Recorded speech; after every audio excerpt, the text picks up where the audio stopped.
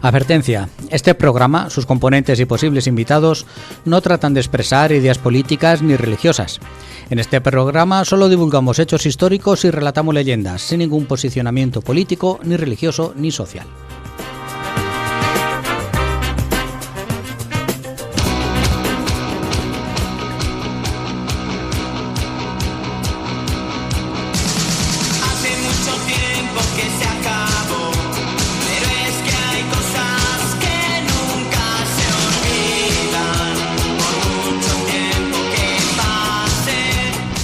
¿Qué tal está la fiestecilla?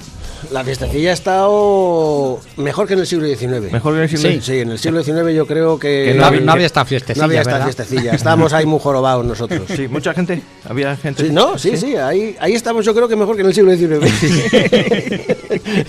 Es que yo no he podido. No he tenido ruta con la bici, he llegado tardísimo y tú yo llegado de Madrid. 3/4 de No llegaba porque venía de medir y he llegado a puntico. Así que, bueno, espera. ¿De qué hablamos? Espera, ¿Dónde estamos? Ahora, vamos a empezar por el principio, como siempre, ¿no? Espera que me voy a bajar un poquito más la música. Que estamos en Onda Plana Santa Cruz, 107.4 de la FM. He dicho, ¿estamos? Bueno, lo importante es que esto es No Me Cuentes Historias, el programa de historia de Onda Plana. Y que, bueno, pues hoy cumplimos el programa 169, creo recordar. Ajá. Y que iba a ser de una cosa y luego se nos ha cruzado y va a ser de otra. Y va a ser de otra, exactamente. Porque va a hablar alguien que sabe. Una persona que sabe exactamente. Alguien que sabe. Pues no, entonces. ¿Estáis acostumbrados a nosotros a hablar de nuestras cosas? ¿En el siglo XIX había este queso? Seguro, y lo mismo está mejor. Porque vamos a traer hoy a un especialista en este siglo, a Daniel Aquillué Domínguez, un zaragozano que es doctor en Historia Contemporánea por la Universidad de Zaragoza, con una tesis que se llama... alguien con carrera. Por fin, y no la carrera del galgo que llevamos los demás. Su tesis se titulaba El liberalismo en la encrucijada, entre la revolución y la respetabilidad, la cual obtuvo la máxima calificación. Es decir, tenemos a alguien... que sabe mucho del tema. Tiene además la mención internacional, máxima cualificación, además una mención honorífica de la Cátedra Cervantes de la Academia General Militar. Ha trabajado Daniel en temas relacionados con la Revolución Liberal, las guerras carlistas, las guerras napoleónicas y desarrolla una amplia labor de transferencia de conocimiento a través de diversos medios, como redes sociales, recreaciones históricas, que luego queremos que nos cuente también estas cositas, y revistas de divulgación histórica, claro. Espera, que todavía...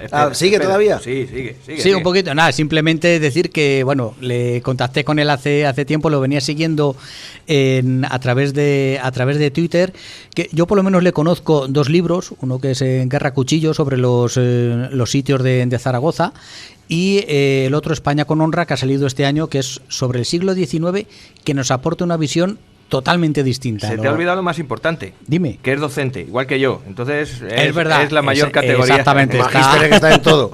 Claro. Pero que se sí, está claro pasando que sí. otra cosa muy importante. Muchas cosas. Mucha cosa importante. Para las recreaciones históricas, yo soy sastre.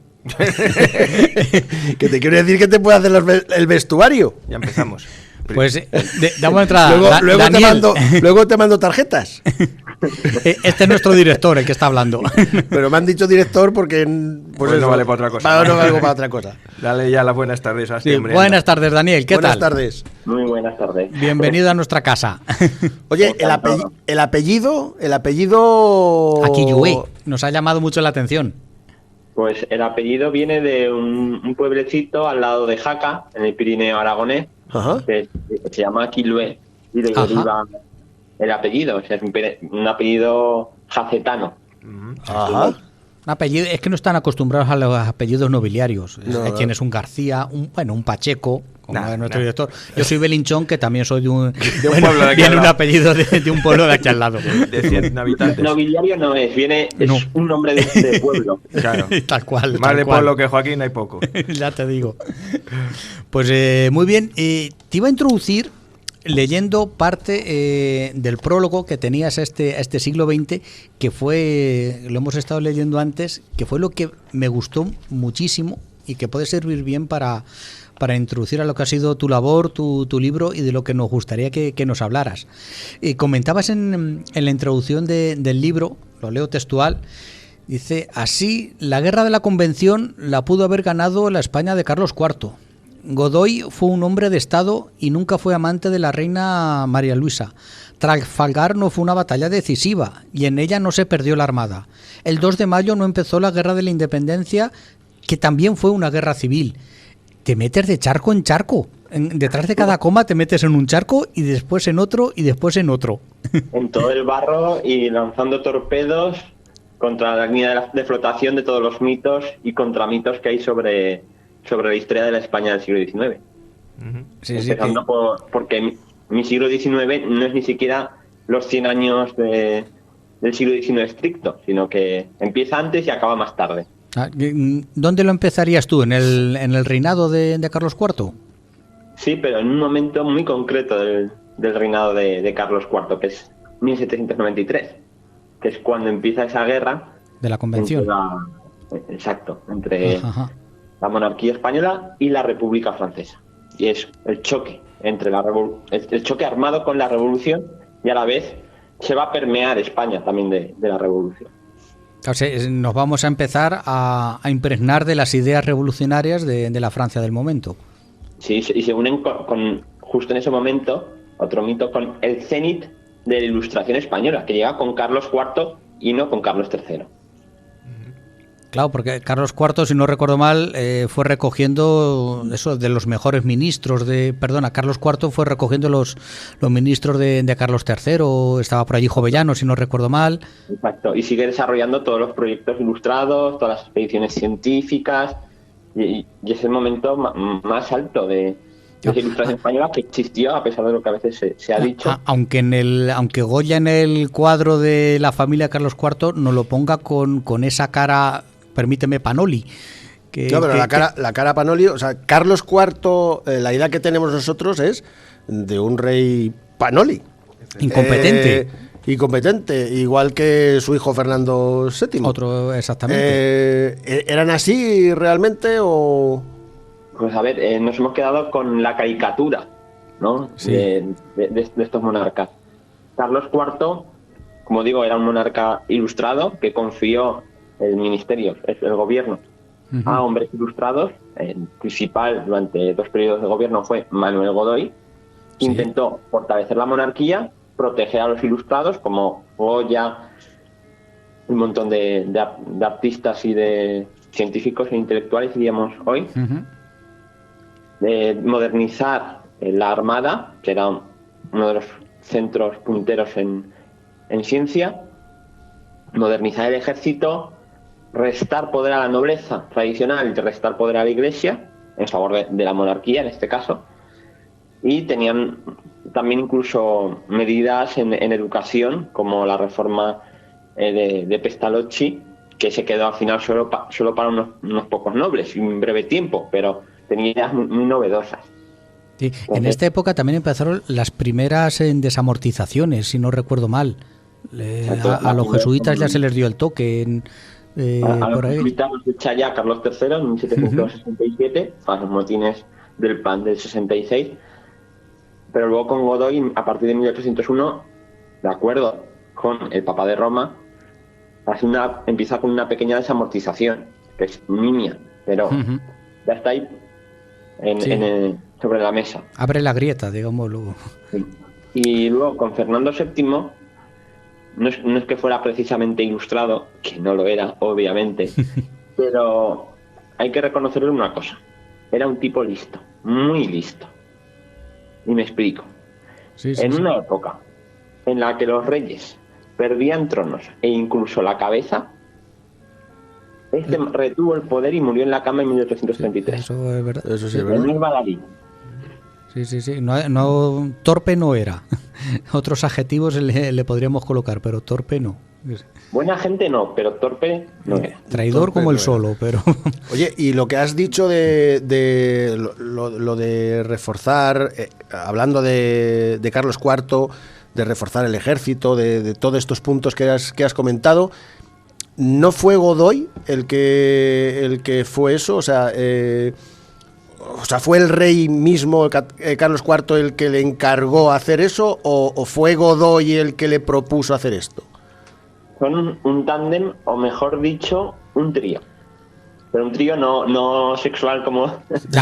Mentes calenturientas, de verdad. Bueno, escucha, estamos en un programa que cualquiera puede pensar de todo. ¿Quién era la tercera pata? Pues la reina, María Luisa de Parma. ¿Cómo no quieres que pensemos cosas? A María Luisa le criticó mucho en su época ya, y después por la propaganda de su propio hijo, Fernando, que nos la hemos comido la propaganda de Fernando VII con patatas, eso de que era amante del Godoy y la reina. Eso es propaganda de Fernando. No era del rey. Eso es todo propaganda de Fernando VII. Y la gente lo ha repetido y siempre nos estoy dando cuenta que 200 años después estoy diciendo lo que quería que dijéramos Fernando VII. Sí, posiblemente el rey más odiado de toda la historia de España, y nos lo hemos tragado, nos lo hemos comido con patatas. Con patatas. El caso, era un trío político, porque María Luisa de Parma intervenía en los despachos del rey, intervenía en la corte.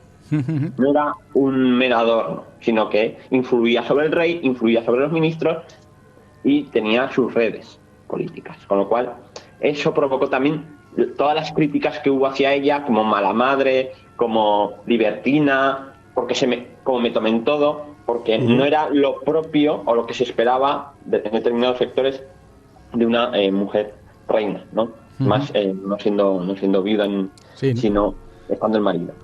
Y el marido se ha presentado como un bobo que se dedicaba a cazar y a hacer relojes, y que mientras le ponía los cuernos la mujer con Godoy. Y eso también es propaganda, porque Godoy sí que propuso muchos planes de reforma a Carlos IV, pero quien los autorizaba siempre era Carlos IV, y cuando no quiso autorizarlos, como por ejemplo en 1808, Godoy quería llevarse a la monarquía a Sevilla. En Aranjuez, Carlos IV dijo: yo no me muevo de aquí más al sur porque no me voy a ir de mi reino. Porque el rey tenía la última palabra y tenía el poder ejecutivo también muchas veces. Yo pensaba que es que no les había dado tiempo a organizarlo. Carlos IV es el que dijo: Godoy quería llevárselo. Sí. Pero Carlos IV llegó un momento que dijo: no me voy. Entonces a Sevilla, América. Yo creo de Sevilla, América. La idea era... El plan era hacer como la familia portuguesa, familia portuguesa, la Fraganza. Que prácticamente están entrando los franceses en Lisboa y ellos están embarcando hacia Brasil, y se pegaron allí una década larga. Con toda la corte, todo el aparato del Estado, de la monarquía, toda la administración. Se trasladó todo Portugal, o digamos que lo mejor de Portugal se trasladó a Brasil. ¿Era eso lo que quería Godoy? Irse pues ahora a la Nueva España, seguramente. Además, a la ciudad más importante de toda la monarquía española, México. Claro. Sí, a la joya, a la corona, donde estaba el poder económico de España, realmente. De pujanza, además, en ese momento, México. Sí. Claro, y entonces, claro, es decisión de Carlos IV, que dice: no, nos quedamos y afrontamos esto. Con lo que le sale mal, pero es su decisión, porque Godoy estaba convencidísimo de nos largamos. Sí. O Fernando o los franceses. Sí. Y es cierto que se quiso repartir Portugal, o que Napoleón propuso repartir Portugal, y que una parte de Portugal iba a ser para Godoy. Sí, había una parte que quedaba como en un limbo, que presumiblemente sería el Algarve para Godoy, o de alguna manera indirecta quedaría en sus manos. Pero con Portugal, con la invasión napoleónica de Portugal de 1807, se suele olvidar dos detalles. Si me permitís, os cuento. Sí. Uno, la invasión de 1807 son tropas napoleónicas, pero hay un ejército español, dos ejércitos españoles que entran en Portugal. Y de hecho, cuando empieza la guerra contra Napoleón en España, hay soldados españoles en Portugal, en la frontera. Porque la invasión es conjunta, franco-española. Sí.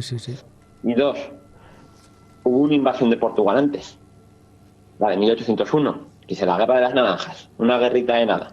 Pero esa guerra de 15 días es un momento, podríamos decir, culmen del poder de Godoy y de Carlos IV, porque han invadido Portugal, han conquistado Olivenza con pocos combates, y han firmado la paz. Pero es que, 1, han invadido por su cuenta Portugal sin esperar a Napoleón. 2, han firmado la paz por su cuenta sin esperar a Napoleón. Y a Napoleón se le ha quedado una cara tonto. Pero es que en 1801 no es lo mismo que en 1808. En 1801 Napoleón no es emperador. Es el cónsul de la República Francesa. Vale. Y Godoy, primero, está acumulando mucho poder, lo hace generalísimo. Carlos IV es el primer generalísimo de la historia de España. El segundo viene poco después, que es Lord Wellington. Y además no ha venido la gran crisis que asola la monarquía y en concreto el territorio europeo de la monarquía, la España peninsular, porque a partir de 1803 vienen todas las desgracias. Epidemias, más cosechas, bloqueo del comercio, los jinetes del apocalipsis. Sí. No han llegado todavía hay pujanza económica en España.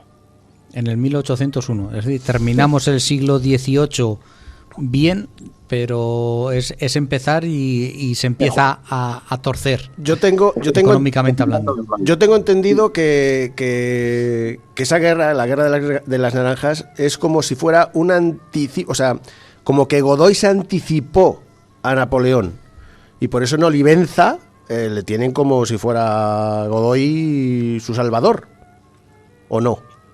Se anticipa a Napoleón porque, ya digo, invade antes de lo que estaba previsto y sin esperar a Napoleón. Para demostrar su poder. Para demostrar el poder de Godoy. De Godoy y de la monarquía. Y de la monarquía española.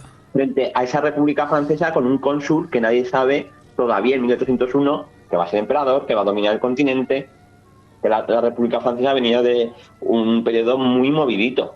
Sí. Napoleón había vencido en Italia, pero se había dejado tirados a 30.000 franceses en Egipto hacía 2 años. Sí. Le habían destruido la flota los ingleses en Abukir, en el Nilo, y había vuelto de aquella manera. En una chalupa y como Dios le dio a entender, con Nelson pisándole los talones. Sí, no estaba, es verdad, no estaba en su momento cumbre, no había llegado el momento del gran Napoleón, que ahora se va a estrenar una peli, una cosa así. Ahora el 20, yo creo que la semana que viene, Napoleón. Sí, el 24. El 24, sí, viernes, ¿qué es? Va a ser, me parece que va a tener mucho de invención y poco de historia, pero me va a dar igual porque tiene pinta de ser un peliculón. Un película de cine. De todas maneras, es que debemos de... Vamos, los que nos gusta el cine, debemos de ver que los documentales son documentales y las películas son películas, o sea, basados en hechos reales, pero sí, cuenta de mucho espectacular y de mucho... Vienes a decir que como la novela histórica, que tiene algo de historia, pero que no deja de ser ficción. Sí, a lo mejor el nombre de Napoleón. Sí. Pero Napoleón no era un perro que salía en una película. También, era Beethoven. Era Beethoven. Bueno, pues llegando al punto hemos dicho que la ilustración empieza en el año con Carlos IV. La ilustración española se desarrolla a lo largo de todo el siglo XVIII, pero alcanza su culmen con Carlos IV. Con Carlos IV, vale. Ahí estamos, medianamente bien. Cuando empiezan nuestras desgracias, que es ya con la invasión napoleónica...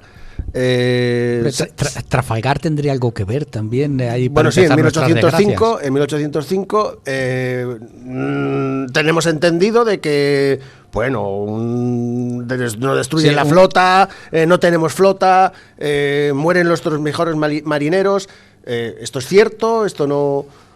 Pues obviamente en Trafalgar hay pérdidas, y pérdidas importantes de marinos y pérdidas de navíos, pero inmediatamente después de Trafalgar el propio Godoy intenta restablecer la flota. Lo que pasa es que a los 3 años, 2 años y medio, llega la invasión napoleónica y toda la industria naval queda paralizada y todo el dinero que iba para los navíos va para el ejército en tierra, porque está combatiendo a la invasión napoleónica, con lo cual eso que se podía haber recuperado no solo se estanca, sino que se pierde, pero después, cuando los navíos se pudren en los puertos por abandono, claro, por falta de mantenimiento, porque esos eran auténticas ciudades flotantes y con una ingeniería que requería una logística tremenda de materiales, de obreros cualificados, de ingenieros y científicos, porque era tecnología puntera. Y eso se pierde material, logística y humanamente en la guerra contra Napoleón, en la guerra de la independencia a partir de 1808.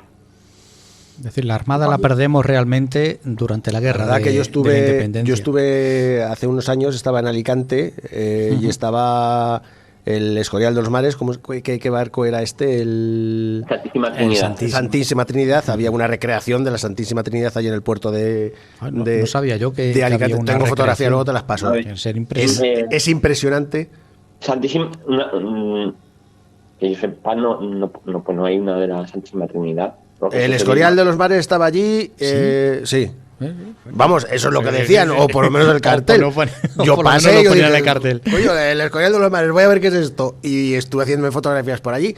Y la verdad que es que era no sé si serían así. Si tenía 4 filas de cañones, sí. Yo creo que sí, que tenían 4 filas. Vamos, era enorme el barco aquel que había allí en Alicante. Te estoy hablando de del 2000...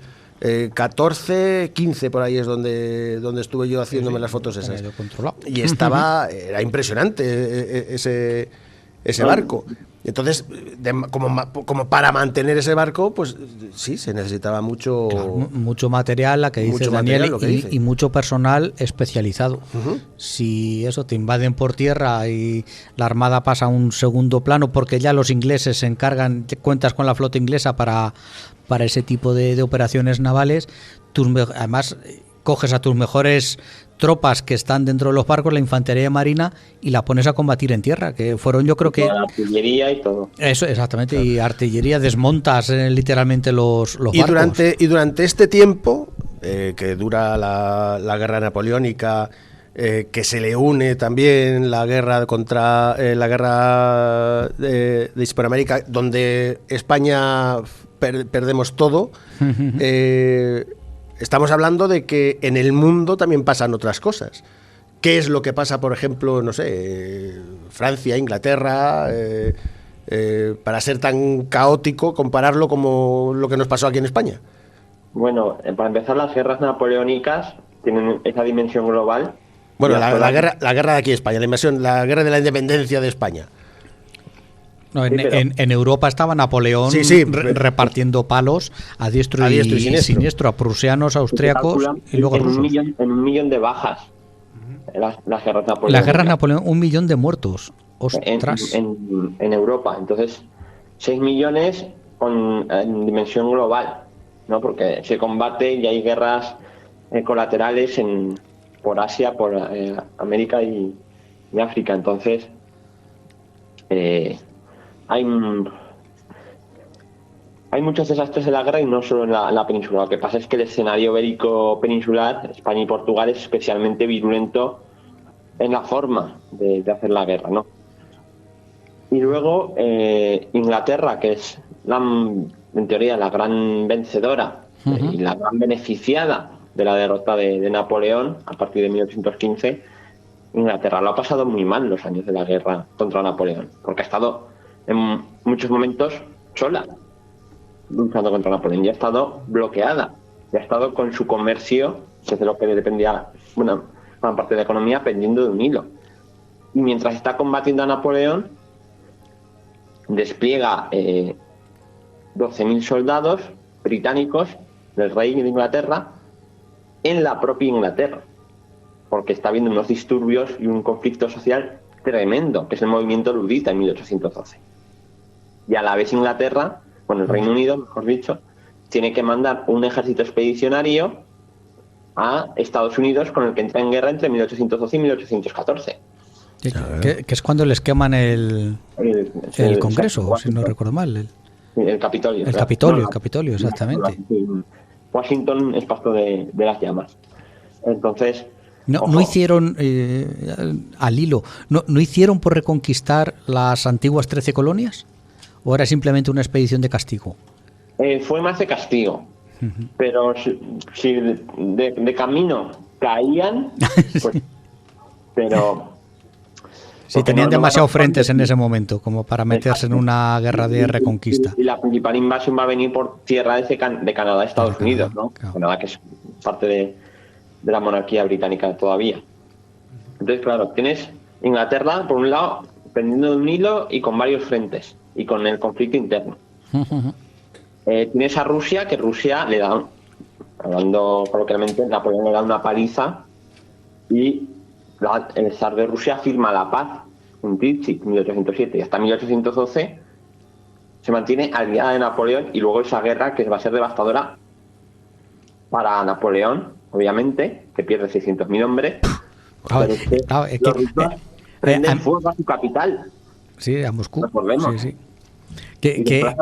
A población que sufre la población civil una barbaridad. Sí. Que a mí me llamó mucho la atención en una presentación, ahora mismo no recuerdo de qué libro era, que decían, sí, Napoleón para los franceses es el más grande, pero invadió Rusia con 500.000 de hombres y volvió con 30.000. Dice, a cualquiera, en cualquier otro país, lo hubieran puesto en el cadalso. Y aquí es el emperador, que el más grande. Dice, pero vamos a ver, eso es propaganda. Si le dieron una paliza tremenda, ¿no, Daniel? Hay un punto que debemos señalar.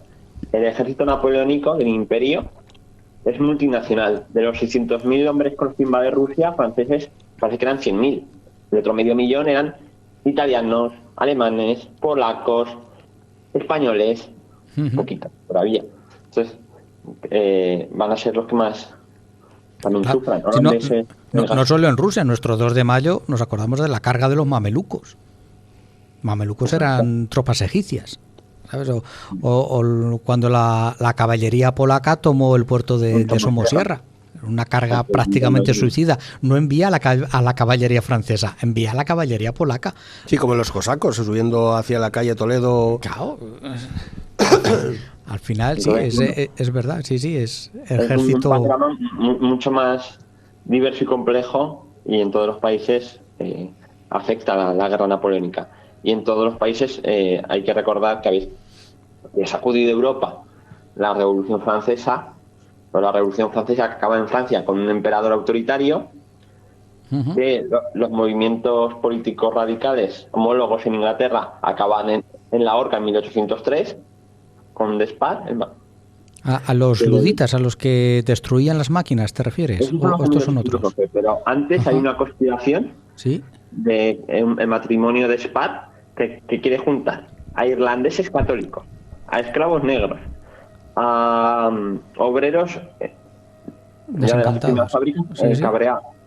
Y es una conspiración que incluso se les acusa de republicanismo y de querer acabar con la monarquía británica, y es ahorcado de Despard en 1803. Entonces Inglaterra también tiene lo suyo, que dice, no, Inglaterra es un bálsamo. No, Inglaterra por debajo está bulliendo, en plena ebullición. Sí. Y Portugal, lo que hemos dicho, se va toda la familia y toda la corte, se va el Estado a Brasil y no volverá hasta bastantes años después. Y cuando vuelva, pierden en 1822 Brasil, que se independiza. Claro. Y ojo, sí. A partir de la guerra de independencia, en Hispanoamérica, las guerras civiles que han surgido desembocan en nuevas repúblicas. Sí, claro. Se van a reconocer, sobre todo a partir de 1824-25, con la derrota de Ayacucho, y luego en el 26 con la toma del Callao, en el Perú. Pero es que el Reino Unido había perdido las 13 colonias. Recordemos, 1783, la monarquía francesa había perdido sus colonias en Norteamérica, la Luisiana, sí, la Luisiana, Haití se les había sublevado. Lo había perdido en la Guerra de los 7 Años, en 1763, todo lo del último mohicano, para entendernos. Sí. Y la monarquía española lo pierde ya 40 años después. O sea, que visto así en panorámica, pues dices, era lo que estaba pasando en todas las monarquías. Y de hecho, lo excepcional de España es que lo pierde bastante más tarde. Sí, que ese mito de la decadencia española de Rocroi para acá es todo decadencia. Oye, el siglo XVIII tampoco se nos dio tan mal. Es que claro, con Carlos IV nuevamente es cuando se alcanza el cenit de la expansión territorial de la monarquía imperial española. ¿Vale? Que el control del territorio al norte de Nueva España era muy difuso, eran puntos muy concretos, sí, con 4 frailes y una compañía de soldados y 4 nativos que estaban sedentarizados. Era un dominio muy frágil y muy disperso, pero es cuando se llega hasta la isla de Nootka, en Alaska, y es todo el desarrollo hacia lo que es Estados Unidos, desde México. Y eso es con Carlos IV, no es antes. Sí. Claro, la expansión hacia, ¿cómo se llama? Hacia Alaska, y la Luisiana es el momento de máxima extensión del imperio. ¿Tiene ahí más extensión que con el Portugal que tomó Felipe II? Claro, pero con Portugal hay que recordar primero que lo que domina no es Brasil, como lo tenemos hoy. Claro, es la franja costera. En la costa. Y en Nueva España, al norte de México, es muy, muy limitado el control. Y en el siglo XVI-XVII, Buenos Aires, y lo que luego se da el virreinato del Río de la Plata, es Buenos Aires y 3-4 ciudades más.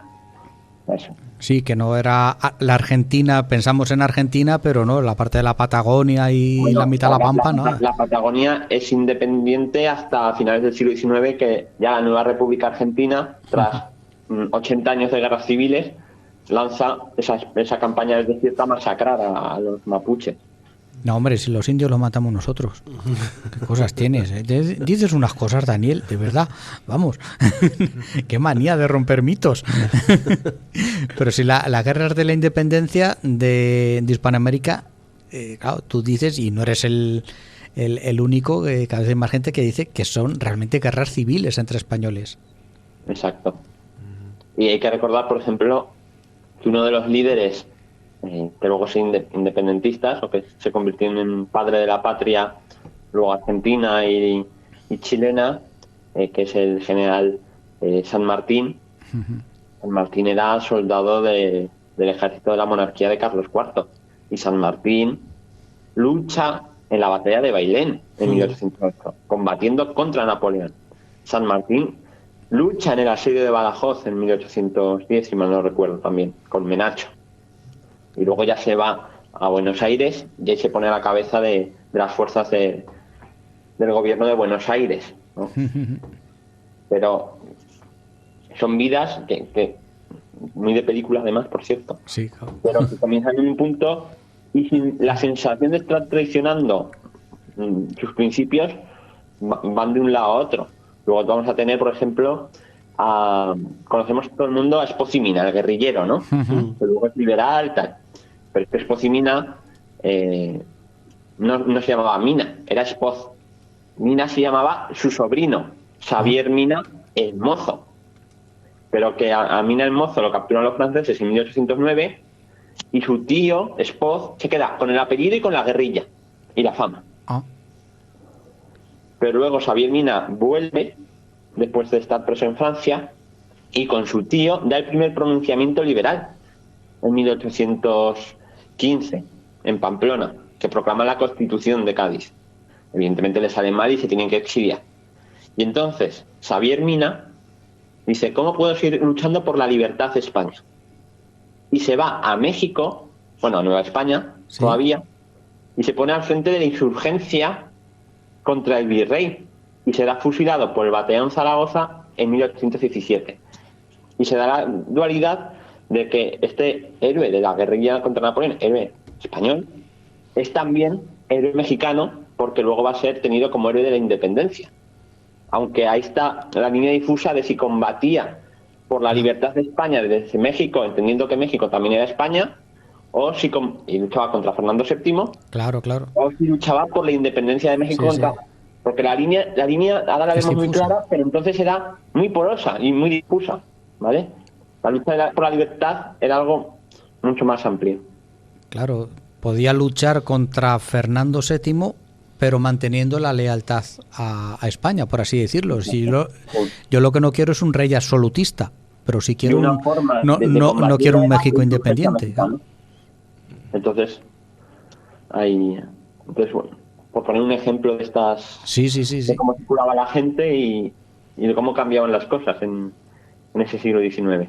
Claro, ahora lo veo, pero claro, en aquel momento es complicado, es verdad, porque te iba a decir, ¿y por qué se independizan? Porque a mí ese proceso de independencia siempre me ha resultado confuso, porque eso en un primer momento se levantan contra Napoleón, con España. Hacía 4 días que Buenos Aires se había defendido solito contra las invasiones inglesas. Se podían haber aliado perfectamente. Ese es un punto clave. Es que Buenos Aires percibe en 1806-1807 que la monarquía no le está defendiendo de los enemigos. Se tienen que defender solos, con las milicias. Claro. Y van a armar milicias más amplias. Y esas milicias van a tomar las armas, igual que... con esas armas toman poder. Y dicen, si nos hemos defendido solos. Sí, toman conciencia, pero que la monarquía española siempre se había defendido mucho con milicias. Las Canarias habían defendido de Nelson con las milicias locales. Sí, pero... ¿Qué es lo que provoca la chispa para que digan, ostras? Es que estas milicias ya no van a ser las milicias provinciales o las milicias tradicionales, sino que van a ser unas milicias mucho más amplias. Uh-huh. Van a armar a mucha parte de la población, incluidos pardos y mulatos también, que ya había en algunos puntos, pero siempre eran dentro de la organización tradicional con el ejército del rey y tal. Aquí destituyen al virrey por cobarde y nombran un nuevo virrey que es Liniers. ¿Vale? También van ese aprendizaje de nos defendemos solos, deponemos al virrey, podemos deponer al virrey. Claro. En España también pasa, cuando deponen a Carlos IV, ponen a Fernando VII, la gente dice, oye, que podemos hacer esto. Sí, lo que era impensable hasta hace 4 días. A tu pregunta es que se dan cuenta. Se dan cuenta, exactamente. Sí, se dan cuenta.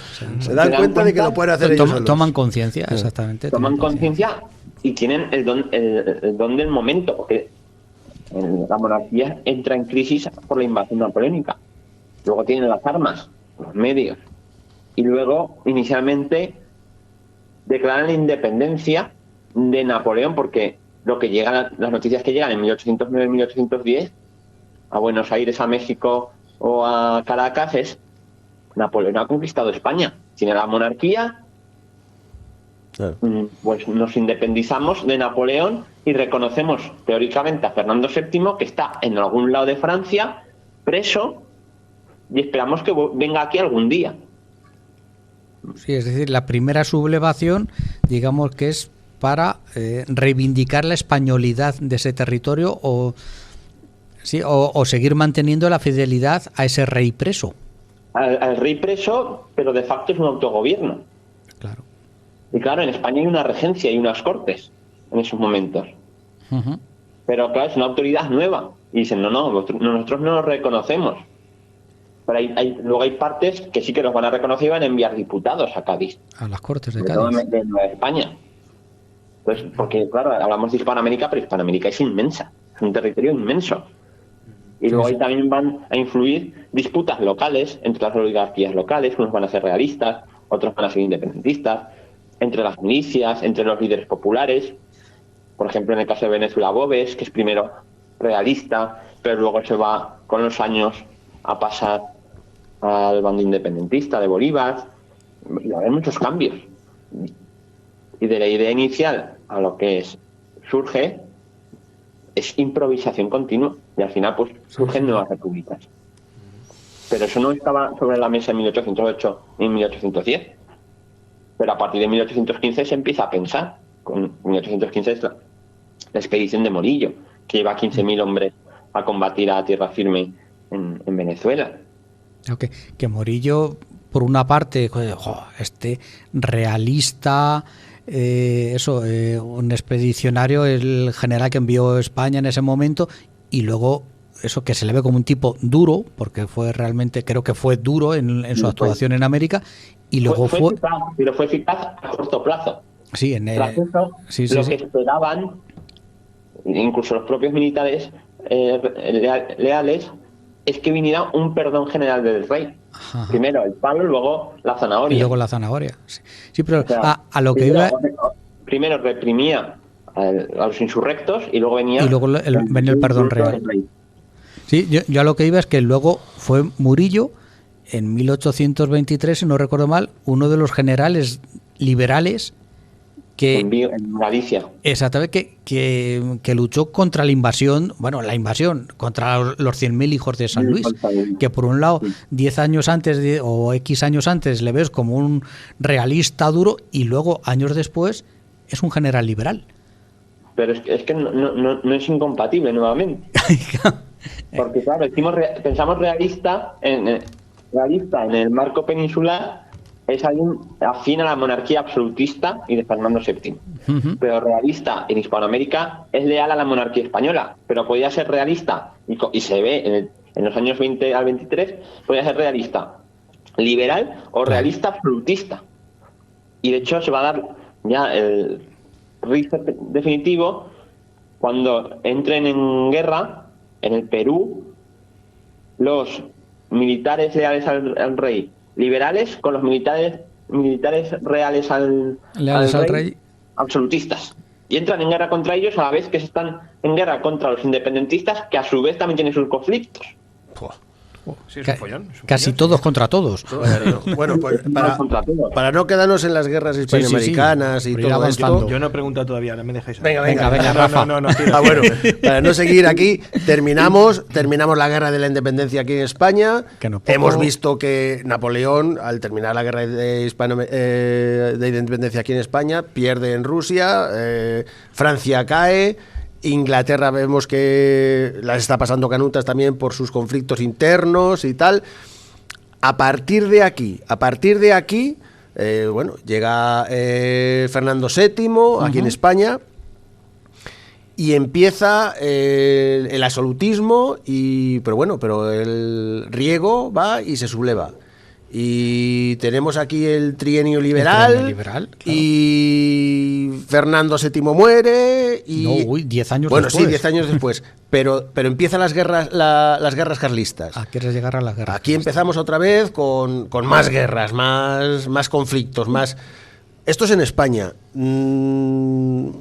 ¿Qué pasa alrededor? Mira, vamos a hacer una panorámica para que quien nos escuche no se pierda. Sí. Que nos ponemos a hablar de un detalle y saltamos a otro porque es tan rico y tan fascinante que podríamos estar horas, ¿no? Pero con la invasión napoleónica empieza también la Revolución Española, con mayúsculas. Revolución liberal. Hay una revolución francesa, pues aquí hay una revolución española, que es una revolución liberal y que va a triunfar. Lo que pasa es que, como también ocurre en Francia, hay idas y venidas, avances y retrocesos. ¿Cómo es la Revolución Española? Primero, las Cortes de Cádiz, 1810, 1812 la Constitución, la PEPA, la abole Fernando VII en 1814, en 1820 la repone el pronunciamiento del riego junto a la revolución en las ciudades, que forman juntas, la abole nuevamente Fernando VII en 1823, ayudado por soldados franceses borbónicos, porque en Francia había una monarquía borbónica entonces, y Fernando VII muere en 1833. Y entonces su heredera tiene 3 años, la reina Isabel II. Gobierna su madre, María Cristina, regente, reina gobernadora. La reina gobernadora tiene que hacer frente a una guerra civil, a los carlistas, a su cuñado. Pero le faltan tropas, le faltan apoyos y le falta dinero. ¿En quién se tiene que apoyar? En los liberales. ¿Qué hacen los liberales? La revolución. Y en 1836 le imponen, asaltando el Palacio de la Granja, la Constitución de Cádiz. Y a partir de 1836 España ya es constitucional hasta 1923, sin solución de continuidad. Cambia la Constitución, pero España es siempre hay una constitucional y liberal, más avanzado, menos avanzado, con república incluso, pero constitucional en todo momento. Entonces la revolución liberal en España triunfa definitivamente en 1836, que se impone a la monarquía, y en 1840 que derrota en el campo de batalla a los carlistas, a la contrarrevolución. Y ahí tiene un papel fundamental un personaje, que ya hablaremos eso luego, que es Baldomero Espartero. ¿Qué está pasando a la vez en otros países? Francia, todo el mundo, la Francia de la Revolución. Pero la Revolución Francesa la encauza Napoleón, que se acaba convirtiendo en emperador autoritario, cae Napoleón en 1815, en Waterloo, y quien viene a Francia, Luis XVIII de Borbón. La monarquía borbónica tiene una segunda etapa en Francia hasta 1830. Hay una revolución en Francia y echan al rey. ¿Pero llega la República? No, ponen a otro rey, a un Borbón menor, que es Luis Felipe de Orleans, hasta 1848. Nueva revolución en Francia. Y ahora sí, la Segunda República Francesa. Les dura 2 años. 2 años y medio. Porque viene otro Napoleón, el sobrino. Un imperio autoritario, otros 20 años. Guerra civil francesa, tras ser derrotados por los alemanes. La guerra civil, que es la revolución de la Comuna de París, 1871. El gobierno fusila a 20.000 parisinos, que se dice pronto. Joder, para empezar a hablar. Establecen la Tercera República, pero la Tercera República en sus primeros 10 años es prácticamente una dictadura militar.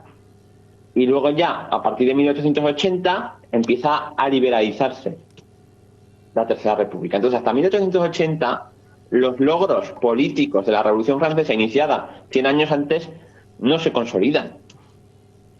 Sí, que esto no es que se corta la cabeza al rey francés en la guillotina y ya son todos republicanos, y sí. No, hay la que dices, idas y venidas y pasos atrás. Claro, que la Revolución Francesa termina con un emperador autoritario general que quiere conquistar toda Europa. Oye, yo no sé si era esta la idea que tenían los revolucionarios franceses de hacia dónde se tenía que encaminar esto para acabar 10 años, 20 años después en un emperador autoritario. Es decir, que no somos los únicos que hemos tenido contradicciones, hay otros países que han tenido sus contradicciones. Es así, y Portugal, por ejemplo, también es muy similar, porque en Portugal en 1820 hacen una revolución siguiendo a la española, y de hecho copian la Constitución de Cádiz, porque la Constitución de Cádiz se va a copiar en Portugal, en el Piamonte, al norte de Italia, en Nápoles y Sicilia, al sur. La van a leer los rusos que se rebelan contra el zar. Va a circular por Francia. En Hispanoamérica se traduce a las lenguas nativas. ¿La Pepa? La Pepa, sí. Coño, estamos hechos unos machotes. Bueno, y se nos olvida también que la Pepa es promulgada y está en vigor en toda la Hispanoamérica, que se mantiene leal, sobre todo en Nueva España hasta 1822, 21, 22, y también en Filipinas. Claro. Ojo, que se nos olvida. Es verdad, las pobres Filipinas ahí aisladas, dejar de la mano de Dios. Entonces, bueno, hay una dimensión internacional muy importante que tener en cuenta. Sí, no se decía que las revoluciones de 1820, que eran los carbonarios y demás, que estaba directamente influida del trienio liberal, de hecho, en el trienio liberal en España vienen refugiados políticos de toda Europa. Y es que otra anécdota curiosa, ¿sabéis quiénes son los primeros que se enfrentan a los 100.000 hijos de San Luis el 7 de abril de 1823 en el Bidasoa? Cuéntanos. Franceses exiliados en España, liberales, con uniforme de la Guardia Imperial de Napoleón Bonaparte de hace 8 años, con la tricolor, cantando la Marsellesa, diciendo que por qué vienen a invadir España si son todos amigos y liberales. Joder. Ahora vas y lo cascas. Eso no lo sabía yo. Ostras, esa es buenísima. Ahí va, madre. Claro, los de Angulema les disparan y los disuelven, pero es muy simbólico, o sea, sí, tanto. De cómo avanza la historia, que lo vemos así y decimos, pero esta gente, o sea, hace 8 años estaban con ese uniforme invadiendo España y luego están defendiéndola de otros franceses que vienen en nombre de Fernando VII al que habían quitado antes. La historia. Sí, que esto hacen falta 2 copas para tomarlo. Pero esos franceses con el uniforme napoleónico, esos estaban viviendo aquí ya, ¿no? Eran exiliados, ¿no? Estaban aquí.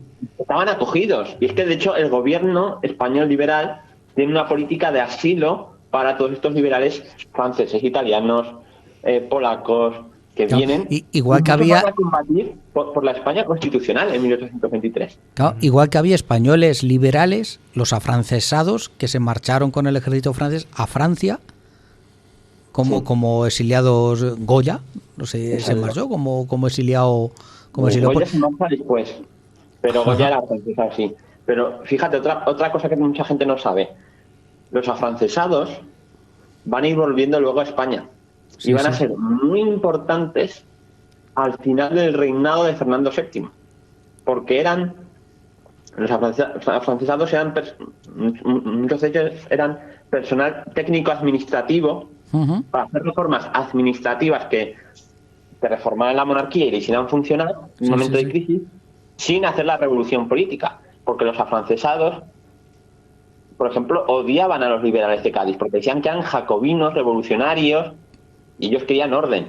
Eran de matriz más ilustrada, de todo para el pueblo sin el pueblo. De reformas muy poquito a poco y desde arriba, controladas. ¿Vale? Y los liberales para ellos eran revolucionarios, que representaban la soberanía nacional y el pueblo desbordando, ¿no? con sus derechos. Pues bueno, Fernando VII va a servirse de afrancesados al final de su reinado en la administración. Y por ejemplo, uno de los logros más estables del siglo XIX español lo hace un afrancesado, que es Javier de Burgos, en 1833, cuando hace la división provincial. Es que prácticamente el que se llevó para Madrid toda la parte nuestra del Tajo, que eso lo llevo yo de mal. Es que nuestro término municipal está pegando al río Tajo, de histórico. Pero cuéntalo, Rafa, cuéntalo tú. Incluida una mina que hay allí, se pasó directamente en 1850 a la provincia de Madrid porque había que darle a Madrid más territorio. Y todas las buenas tierras que hay en el Tajo, tanto a derecha a izquierda del margen, pertenecen a Madrid. Y a nosotros el límite provincial y el límite municipal está encima del cerro. Eso no puede ser. El límite natural, digámoslo así, era el río Tajo. En cambio, la provincia de Toledo acaba antes de llegar a ese río Tajo, justo donde están las mejores tierras y una antigua mina de sal y demás que pasó a depender de la provincia de Madrid, cuando de siempre habían dependido de la provincia de Toledo. Que a de Burgos lo tengo yo de entre cejas como lo pille por la calle. Claro, y este era afrancesado. Sí, había sido afrancesado. Claro, yo pensaba que era liberal. No. Claro, luego los afrancesados con María Cristina de Borbón son el núcleo de lo que va a ser el Partido Liberal conservador. Que es el Partido Mondado. Claro. Sí, la división de provincias se hace con un modelo francés, un modelo geométrico. El modelo de los departamentos. Sí, tal cual. Escucho, Magister, ya que estás hablando, pregunta tú. No, pero yo es que tengo preguntas más prosaicas. Porque porque, vamos a ver, aquí este hombre viene, entre otras cosas, a presentarnos un libro. Y todavía no le habéis preguntado nada por el título. No, pero bueno, ahora después el libro. ¿Sí? Que nos estamos ilustrando nosotros ahora aquí de todo el saber de este hombre. No me dejéis. La semana que viene no vengo. Vale. Bueno, escucha, y es que te lo tengo que preguntar. Y conocemos España, nos has comentado ahora Francia. Inglaterra, ¿qué pasaba en Inglaterra en estas épocas? Bueno, en esta fecha, vamos. Inglaterra es, ya digo, aunque sale bastante tocada, es la que se va a recuperar por el sistema financiero que tiene más rápidamente y porque había empezado la llamada revolución industrial, ¿no? El proceso industrializador, sobre todo en Manchester, Liverpool y Londres, ¿no? Entonces tiene un crecimiento económico y ya a través de la Royal Navy, que no tiene competidora tras las guerras napoleónicas, porque Francia no es competidora y España tampoco ya. Pues porque en el siglo XVIII había estado contenida por Francia y por España, pero en el XIX no tiene esa competencia, con lo cual se despliega con todo su imperialismo hacia África, Asia sobre todo, y hacia el nuevo mercado que se le abre, que había tenido vetado, aunque había mucho contrabando ya, que es el mercado de las nuevas repúblicas hispanoamericanas. Claro. Va a ser beneficio económico, ¿no? Pero políticamente va a tener una pátina de estabilidad, porque es cierto que sí que la monarquía, sobre todo además la reina Victoria desde 1837 a 1901, si no lo recuerdo, iba a haber una alternancia de gobiernos entre liberales más moderados, más conservadores, pero sin revoluciones, sin guerras civiles, aparentemente. Sí. Inglaterra, además hay que recordar que había tenido su revolución, sus dos revoluciones y su guerra civil ya en el siglo XVII, ¿no? Y en el siglo XVIII, 3 guerras civiles, que eran las guerras jacobitas. Que nadie se acuerda, pero son guerras civiles en el Reino Unido. Sí, claro. Además, en 1797 también Inglaterra había estado al borde del colapso por una huelga de los marinos de la Royal Navy. Ojo, que se puede haber ido todo al garete. Pero bueno, entramos en el siglo XIX. Inglaterra se beneficia del Congreso de Viena, tras la derrota de Napoleón en 1815. Inglaterra va a dejar tirada a la España constitucional en 1823 porque no ofrece ayuda. Sí que viene un diputado, que es Wilson, si mal no recuerdo, por su cuenta, desobedeciendo al gobierno británico, en plan, yo voy a ayudar a los españoles. Pero el gobierno lo impide, ¿no?, que haya más ayuda. Y en 1834 el Reino Unido va a promover una alianza, que es la Cuádruple Alianza, entre las 4 grandes monarquías liberales de Europa occidental, que son la minoría.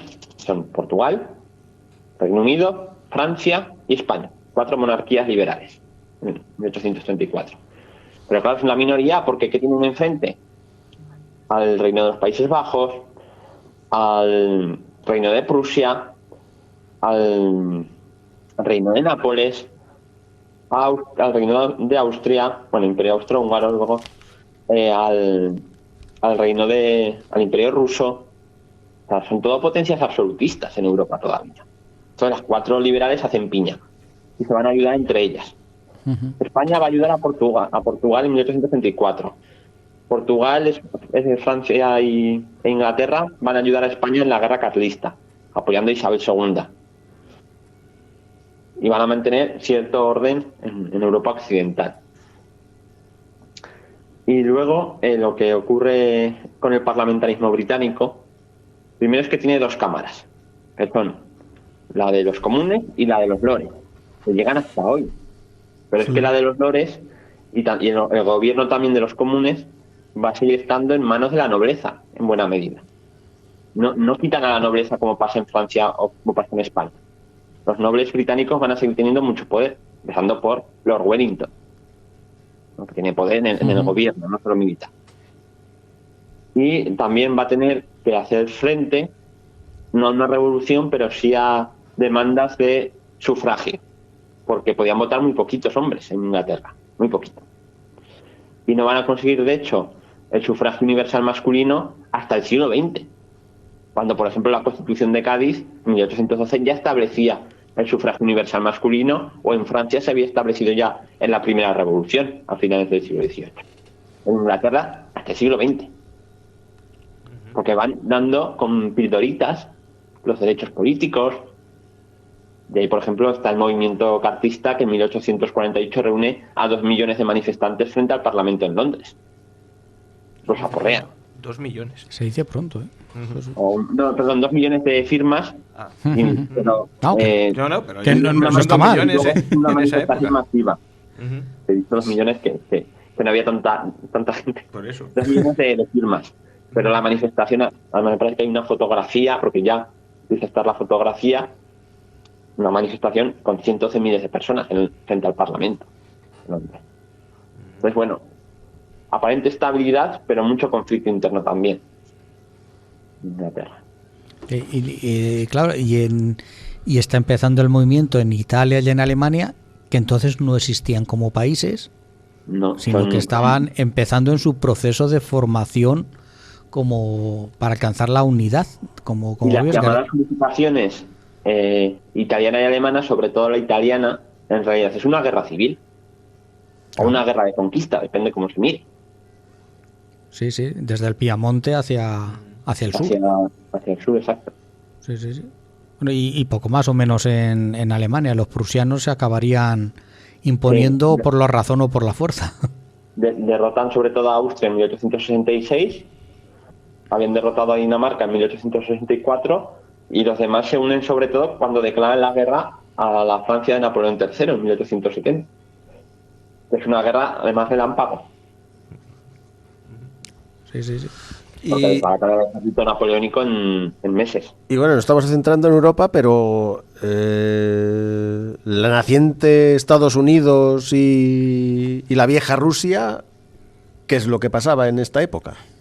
Bueno, Estados Unidos era una república muy frágil al principio. No sabían ni si era más federal, confederal, el poder del presidente cuál era, no tenían fuerza militar interna, no tenían ni siquiera ejército continental, porque el ejército continental de Washington se disuelve al acabar la guerra contra el rey de Inglaterra. No tienen ejército. Tienen que rehacerlo para la guerra de 1812. Y luego van a tener la expansión hacia el oeste, que es a base de desplazamientos forzosos de la población india, cuando no masacres de poblaciones enteras. Y luego en 1846-48, cuando declaran la guerra a México y se queda en la mitad del Estado mexicano. ¿Qué le pasó a México ahí, por Dios? De ser... Pues llegan a ocupar la Ciudad de México, los Estados Unidos. O sea, que es una guerra... Es que 50 años antes era la Nueva España, era eso, el motor económico de la monarquía. Pero Pancho Villa después llegó a invadir Estados Unidos. ¿Sabes qué?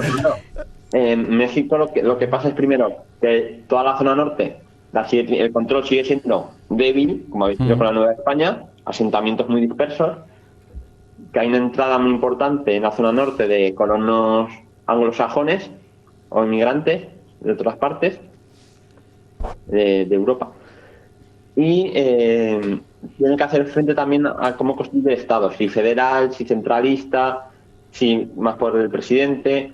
Los estados dentro del Estado mexicano tienen mucha fuerza, los caudillos locales, la guerra civil. Entonces el Estado mexicano es frágil, está independiente, y eso lo aprovecha Estados Unidos en los años 40 para derrotarle. Porque Estados Unidos recibe muchísima inmigración europea, y eso ahí va a estar su fortaleza inicial, en la población que recibe y la extensa expansión hacia el oeste que puede hacer sin meterse en ninguna guerra con otra potencia, porque tiene que combatir a los nativos americanos, ¿no? ¿Qué pasa? Que va a haber un desigual desarrollo entre el norte y el sur más agrario y el norte más industrial. Y eso va a chocar también, al final, con la excusa de la esclavitud, y chocar en la guerra civil de Estados Unidos en el año 71 hasta el 65, que va a ser una guerra también total, y una guerra que va a consumir a la nación y la va a desgarrar, y va a tener unos problemas después de la guerra, porque después de la guerra el ejército de la Unión queda como ejército de ocupación en los estados del sur. Pero los estados del sur van a recurrir a una violencia electoral y una violencia racial tremenda, ante la cual el ejército de la Unión o va a hacer la vista gorda, o no va a intervenir, o directamente pues, se va a desinhibir. Con lo cual... Sí, tensiones internas muchas. Ese problema político, social y racial en el sur se va a arrastrar hasta los años 60 del siglo XX, con todo el movimiento de Martin Luther King, etc. O sea, Estados Unidos no es un estado ideal en el siglo XIX ni en el XX. Y me atrevería a decir que ni en la actualidad. El 21. ¿Y Rusia? Rusia. Rusia es el estado autocrático por excelencia en las mentes de los liberales del siglo XIX. Rusia vence a costa de mucho sacrificio a Napoleón en 1812, pero el zar Alejandro, que había tenido cierta aura de ilustrado y de el vencedor de Napoleón y tal, va a seguir siendo un autócrata, pero va a haber movimientos liberales revolucionarios.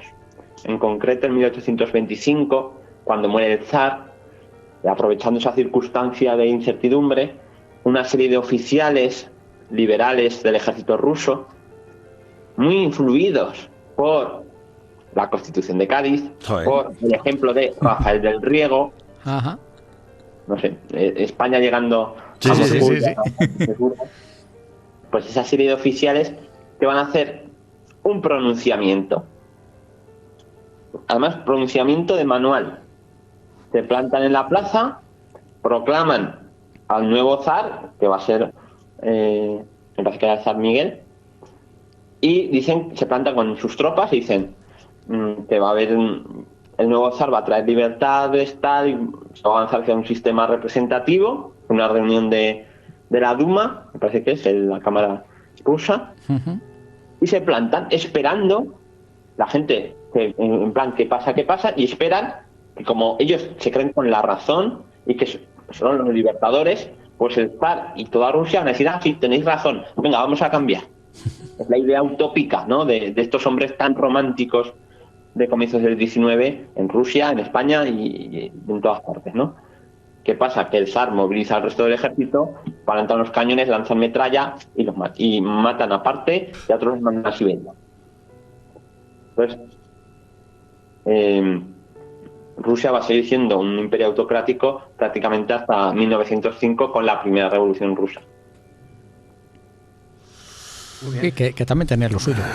¿Ya me dejáis? Venga, sí. Vamos a ver. Que no hemos terminado todavía con el siglo XIX. No, pues en el siglo XIX no vamos a quedar, pero que llevamos 1 horita y 5 minutos de programa. Y yo no he abierto el pico. Venga. Y además tenemos que pasar todavía por el tema de las recreaciones, que no hemos dicho nada. Y hablar de los libros. Antes, vamos con los libros. Sí. Y además con ese que tienes ahí detrás de ti, Daniel, que es el último, ¿no? Es España y honra. España con honra. España con honra, perdón. Y que no es, estaba diciendo yo antes que no me han dejado, que no es un título al azar, ¿no? No. Ninguno de los títulos de mis libros están cogidos al azar, sino que doy puntada con hilo, ¿no? Sí. España con honra tiene además varias lecturas, ¿no?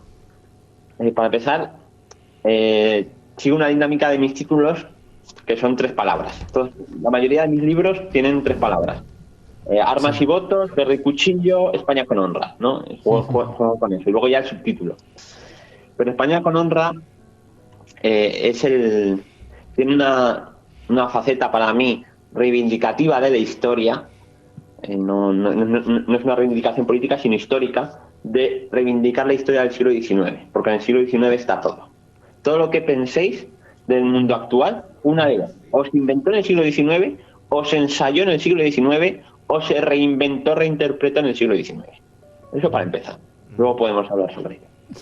Pero luego, España con honra es un lema, que es Viva España con honra, que es el grito revolucionario de septiembre de 1868, que se dio en la bahía de Cádiz por Topete, el almirante de la Armada, el general Prim, líder del Partido Progresista, Topete era de la Unión Liberal, y la Junta Revolucionaria de Cádiz, que agrupaba a progresistas y demócratas.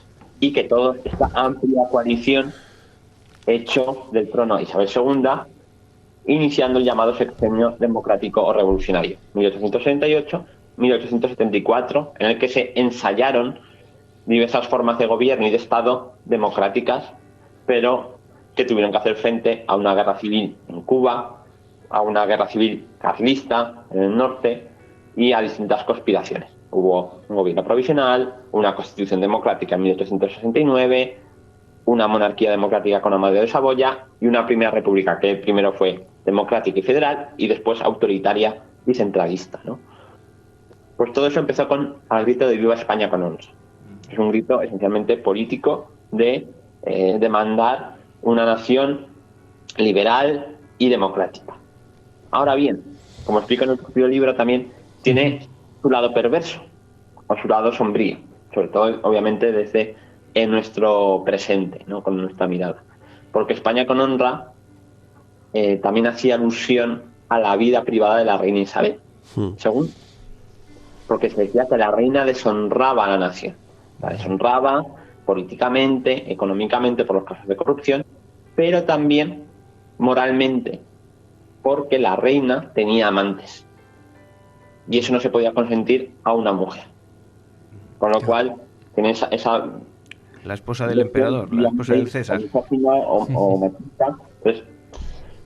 me gusta jugar con esto de que en la historia hay muchas lecturas. Algo que parece muy sencillo va rascando y va saliendo muchas ramificaciones. Pues bueno, no es todo ni lineal, ni fácil, ni tan transparente como parece. Hay más oculto. Esa era la primera pregunta que tenía yo. Y ya metidos en el libro, porque el libro, no sé si Joaquín se lo ha terminado ya, yo estoy a medias y Juan creo que también, por lo que hemos hablado. No, es que desde que nos dijo que venías no nos ha dado tiempo. No ha dado tiempo. Yo estoy en ello. Contrapié. Yo lo que sí veo es que es un libro didáctico, que se lee fácil, pero que va destrozando, como decía Joaquín al principio, mito tras mito. Y a mí, pues yo el primer programa que hicimos de No me cuentes historia, a esto les destrocé el mito de Santa Cruz, la historia de Santa Cruz se la destrocé, pues ellos tenían una visión, la que habían contado, y no es la real. Y yo, pues tengo aquí un par de cosas que yo siempre las cuento y resulta que no. Vamos a ver, hoy, por ejemplo, yo he estado con unos amiguetes visitando un convento palacio aquí al lado, que es el convento palacio de Buenamesón. Fue una encomienda de Santiago, hubo un convento de franciscanos y con la desamortización de Mendizábal o las anteriores, el convento quedó abandonado y pasó a manos privadas. Y yo siempre les digo, bueno, que las desamortizaciones pues fueron un desastre, que la intención podría haber sido buena al principio, y tú dices que no fueron tan malas las desamortizaciones. Y a ver qué les cuento yo ahora la próxima vez que vayan por allí. Pues lo peor de las desamortizaciones fue el tema de la pérdida de patrimonio histórico-artístico.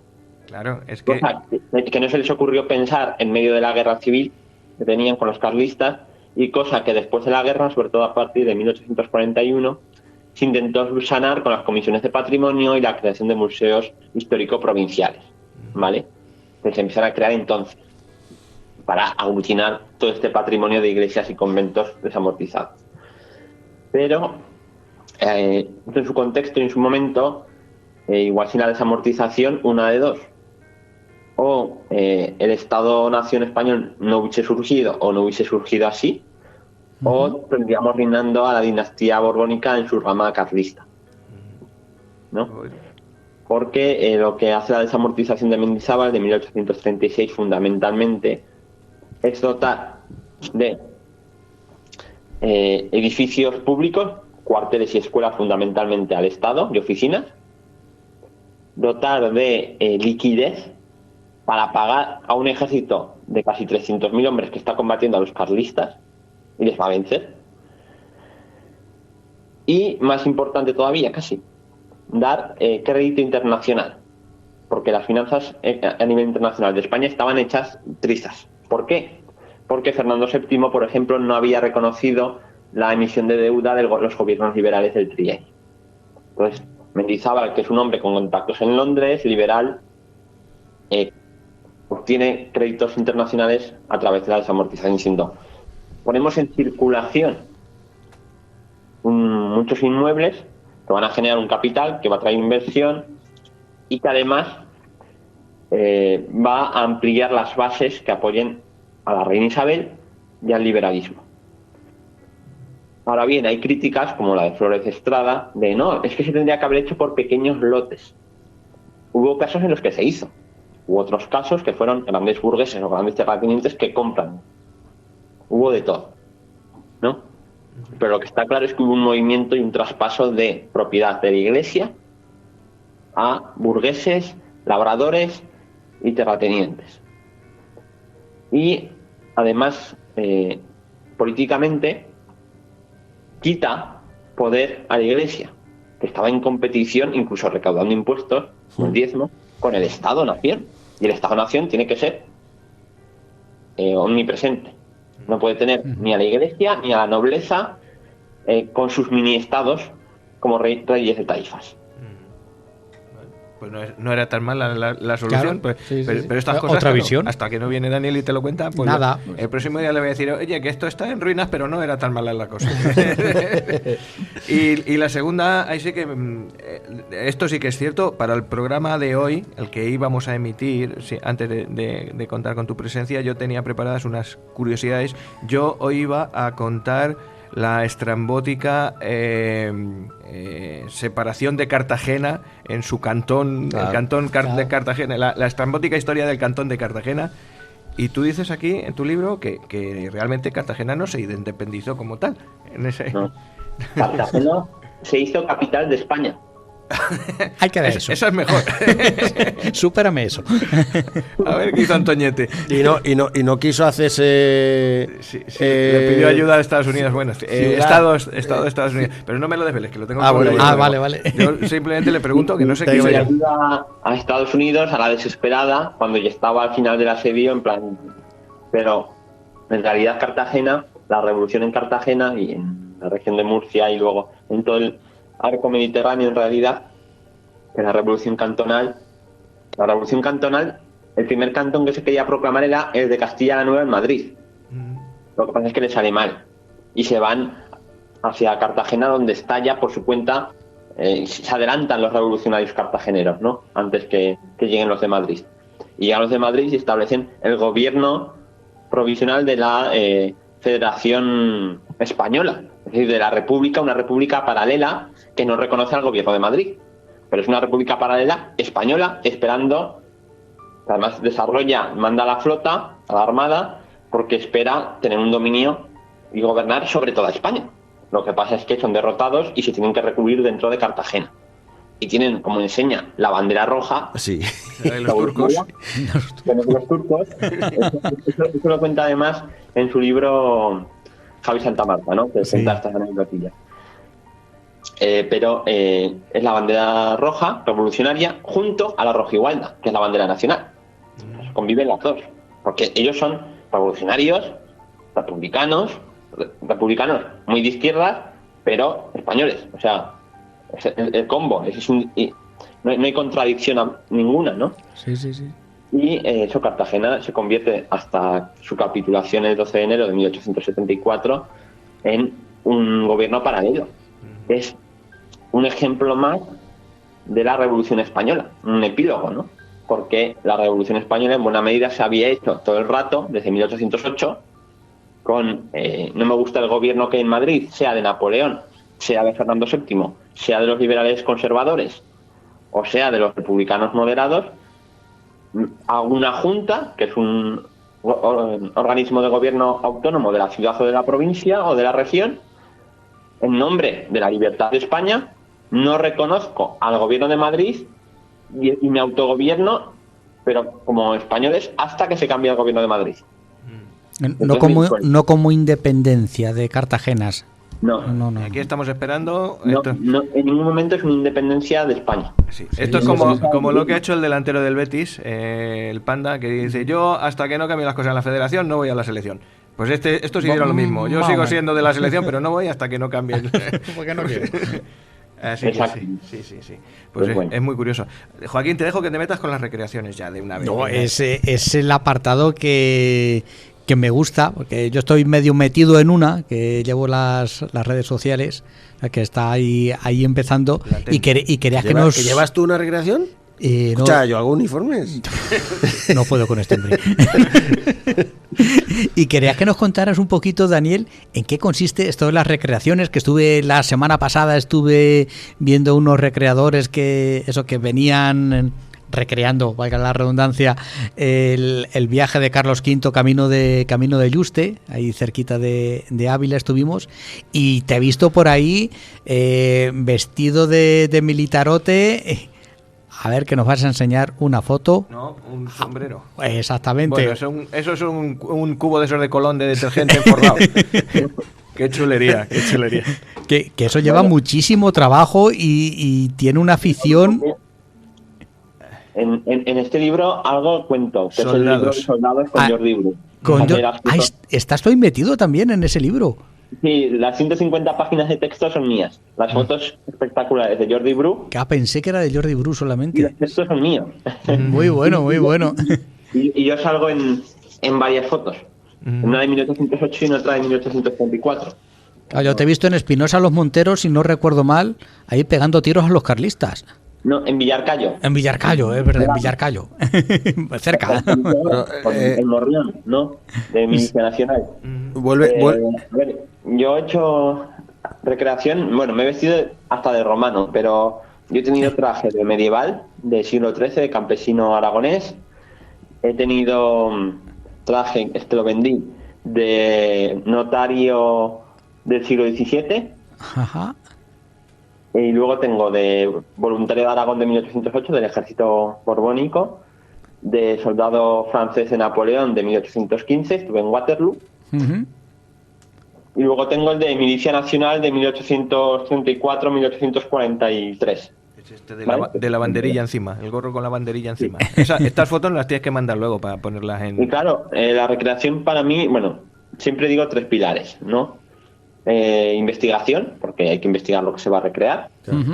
Reconstrucción material, del uniforme, del vestido, del traje, del periódico que llevaban, de la cantimplora, del gorro, de todo. Y luego divulgación. Lo hacemos pues para difundir la historia, para que se conozca de una manera atractiva, para vivir la historia también en cierta medida. Y luego, muy importante también, a través de la recreación confluyen gentes interesadas en la historia, que no son historiadores, los pueblos, porque se conoce su historia y se generan unas redes asociativas, porque esto lo mueve sobre todo asociaciones culturales, y se crean muy buen ambiente, conocimiento de la historia, dinamización también del turismo y de los pueblos. Entonces, bueno, sí, aquí cerca nuestro, en Uclés, se recrea la batalla de Uclés, que pasa más frío que vergüenza los pobres, porque es a primeros de enero, y siempre recuerdo las imágenes y digo, esas criaturas en medio del campo, Dios mío, la afición que hay que tener, porque ojo el frío que tienen que estar pasando. Sí, pero casi mejor el frío que el calor de julio, ¿eh? Yo me acuerdo en Ciudad Rodrigo, recreando el asedio de 1812. Ojo. Uf. Sí. Caíamos como pajaricos. Sí, no hacía falta disparar, ¿no? Y en Astorga, en León, también recreando 1812, nos cayó una granizada que parecía eso la retirada de Rusia. Que vuelve a decir el nombre del libro de estas de las fotografías que has escrito tú, las soldados. De Jordi Bru. Es así en apaisado. Soldados. Sí, lo edita Despertaferro, que es una editorial muy buena. Lo conozco hace muchos años de recreación. Digo que es fotoperiodista del tiempo. ¿Vale? Es que las fotos son espectaculares. Son espectaculares, sí. Unos montajes que hacían un trabajazo. Y lo haces magia. Porque esto acojonante. Acojonante. Sí, señor. Pues más que recomendar este libro y el anterior por el motivo prácticamente por el que te llamamos, el de España con honra. Una historia del siglo XIX español de 1793 a 1923 de Daniel Aquillué. Exactamente, editorial La Esfera. Y que merece muchísimo la pena meterte con él, aquel que tenga un mínimo de curiosidad y que quiera ver una visión de la historia que se sale de la académica que hemos tenido hasta ahora y que lo cuentas muy bien. Como decimos, de manera muy didáctica. Yo aprendí un montón. Sí, tú normalmente aprendes cada vez que te juntas con nosotros. Aprendes mucho. Es lo bueno que tiene esto. Es lo que tiene. Bueno, voy a subir un poquitín la música y nos despedimos aquí en privado si queréis de Daniel y continuamos nosotros luego, ¿vale? Venga. Un segundín.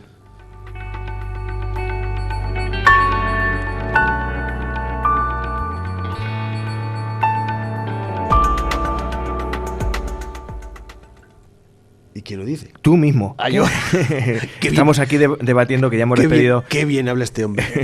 Hemos despedido ya a Daniel y ¿quién dice que habla muy bien este hombre? Digo, tú mismo, te toca a ti. Sin ton ni son. Los dos Danieles que hemos traído, qué bien hablan. Daniel Gómez Aragonés y Daniel Aquillué. Aquillué. Fíjate que está en Jaca y no he visto yo esa población. Que no es Jaca, que es un pueblecillo de al lado. No, pero que está por allí cerquita. En Jaca, ¿no?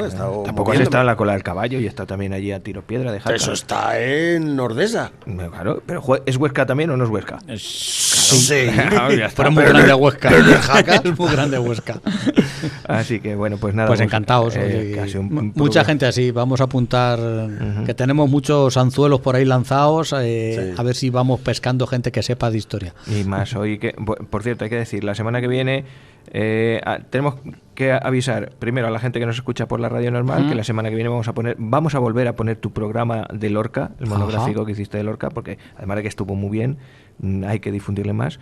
Y segundo, claro, para los de iVoox y demás, que la semana que viene no vamos a poner ningún recopilatorio. Porque hemos estado de fiesta. Y hoy no nos ha dado tiempo. El día de la fiesta de Onda Plana. Claro.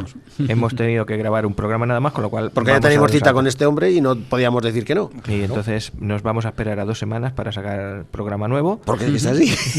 Y ya está. Eso por un lado. Por otro lado, qué bien va lo de las poesías de Lorca. No lo sabéis hasta qué punto. Buena aceptación. ¿Has escuchado la mía? No, la tuya no, porque no me la has mandado. Pero ¿No te la he mandado? de tu hija y de tu sobrino sí. Que son más... No sé si es de la de Lorca, pero yo te mando una. Son más formales que tú y los dos han recitado. ¿Te la mandé escrita? No, eso no me vale. A mí las cosas serias, sabes que yo soy un tío serio, y a mí las mamarrachas que tú me has hecho no esa no cuela. Sin ofender, ¿eh? Sin acritud ninguna. Con amor.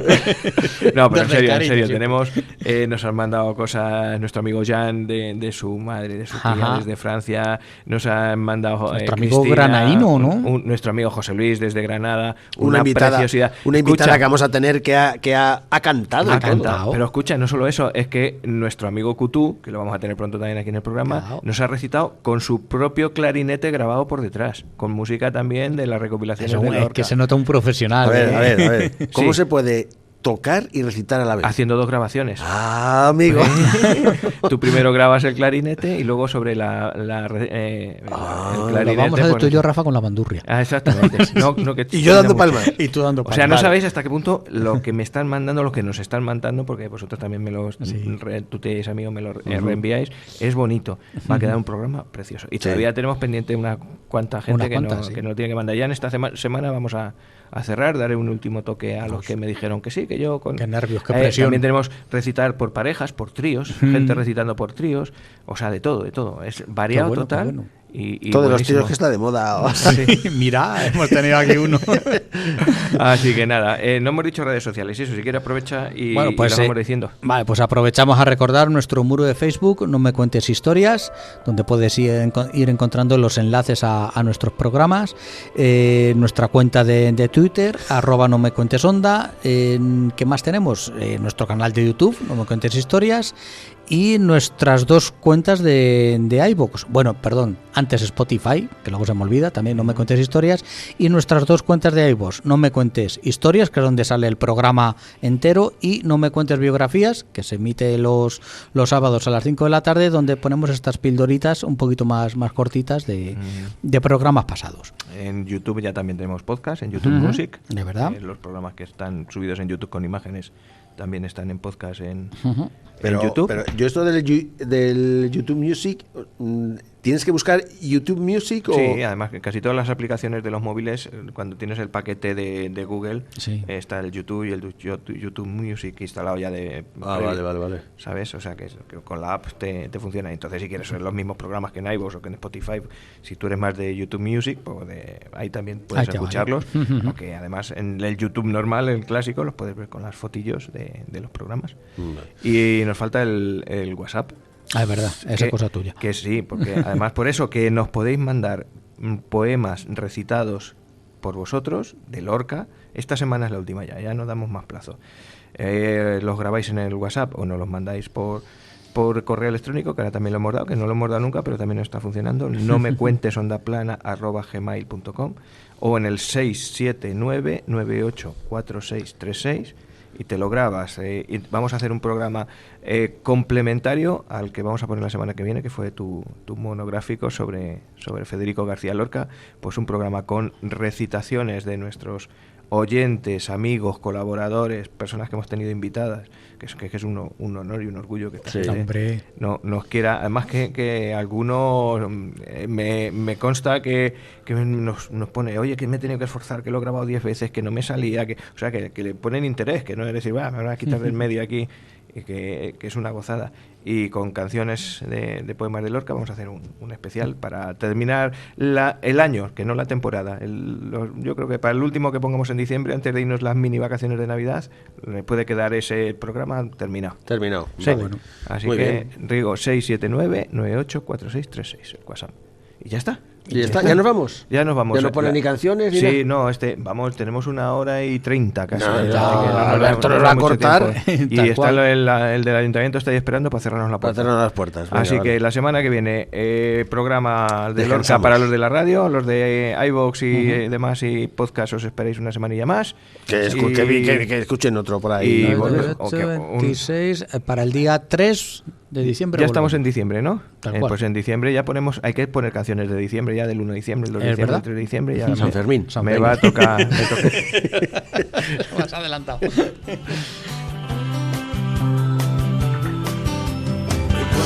fue el gran estallido? ¿Dónde estamos antes de nacer? ¿Dónde está el eslabón perdido? ¿Dónde vamos después de morir? ¿Qué son los agujeros negros? Se expande el universo. ¿Algo más que añadir? ¿Me quito los cascos o no me quito los cascos? No, ¿Estás aquí? Hombre, que nos hemos despedido. No he dicho lo de siempre. Don Juan, don Joaquín, hasta la próxima. Venga, arranca. Venga, don Juan, don Joaquín. Rafa, Carlos. Venga, nos vamos. Hasta la próxima.